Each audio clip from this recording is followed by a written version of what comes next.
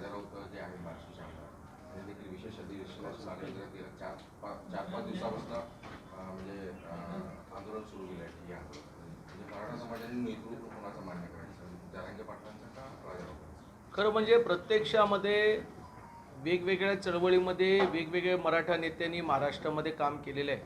अशा परिस्थितीमध्ये समाजाचं भलं कुणाच्या माध्यमातून झालं तर ते भलं ज्यांच्यामुळे झालं त्यांच्याबद्दलची मागणी ही रास्त त्या ठिकाणी आहे.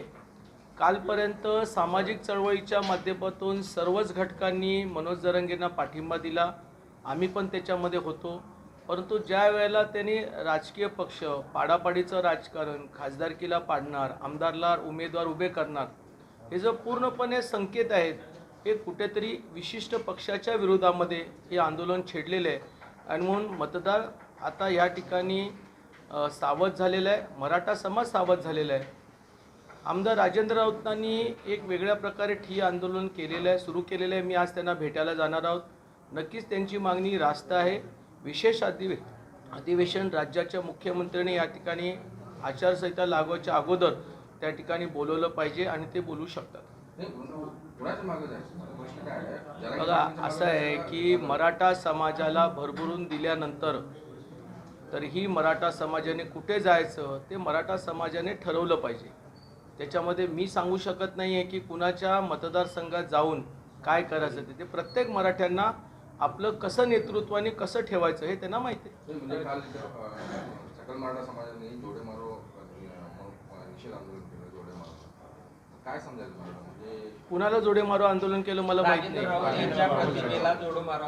बघा, मी मगाशी सांगितलं ना, कालपर्यंत हे आंदोलन सामाजिक चळवळीपुरतं मर्यादित होतं. आता त्याला राजकीय वळण लागलेलं आहे. राजेंद्र राऊत कोण आहेत? मराठा आहेत.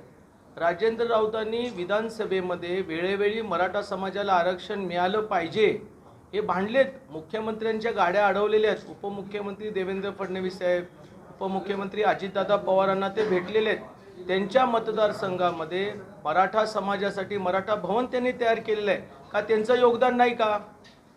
त्यांचं पण त्या ठिकाणी योगदान आहे. म्हणून ते करतात ते पण योग्य आहे, बाकी करतात त्यांना त्यांच्या पद्धतीने करू द्या.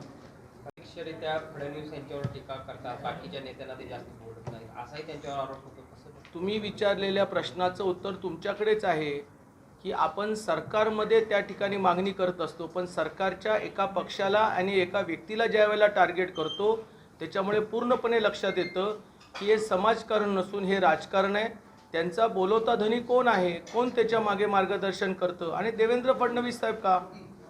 कोण आहे बोलता धनी? देवेंद्र फडणवीस साहेबच का? कारण सरकार म्हणून ज्यावेळेला मुख्यमंत्री दोन्ही उपमुख्यमंत्र्यांना सोबत घेऊन ज्यावेळेला सरकार चालवतं त्यावेळेला त्यांनी जे काही निर्णय घेतले कुणबी प्रमाणपत्र शोधण्याचे, ते सरकार म्हणून तिघांनी मिळून घेतलेला निर्णय आहे. एक कमी आणि एक जास्त नाही आहे. त्याच्यामुळे मनोज जरांगे पाटील जाणीवपूर्वक एका व्यक्तीला टार्गेट करतात ह्याचा अर्थ कळतं सगळ्यांना. मला सांगायची गरज नाही आहे. बोलता धनी कोण आहे? ते तुम्ही त्यांना विचारा. तुम्ही त्यांना प्रत्यक्षात विचारलं तर जास्त बरं होईल. तुम्ही म्हणताय की आहे त्यांच्या मागे बोलता धनी कोण आहे जो तुम्ही शोधा. पत्रकारांना शोधायला फार सोपं आहे. नाही, पण तुमचा आयबी वगैरे आमचा काही आवी नाहीये, उलट त्या आमचा काही अंदाज नाहीये. हे प्रत्यक्षामध्ये निवडणुकीच्या वेळेलाच हे सगळं उघडकीस येतंय, अगोदर कधी येत नसते. जरांगे पाटलांच्या दबावामुळे राज्य सरकारने कुणबी दाखले देण्यास सुरुवात केली असंही समर्थकांकडून सांगितलं जातं.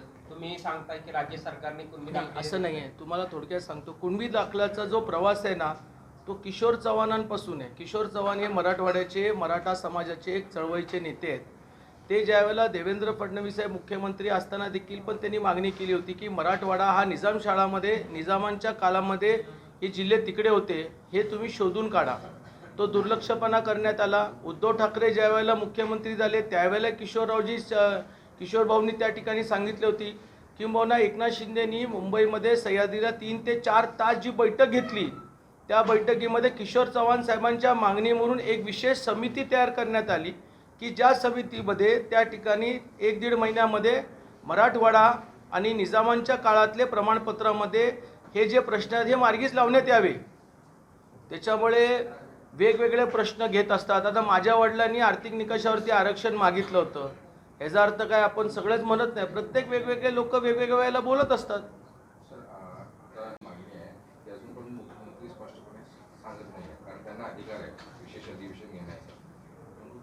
समाजाचं जे आहे आरक्षणाची मागणी देखील जोर धरलेली आहे.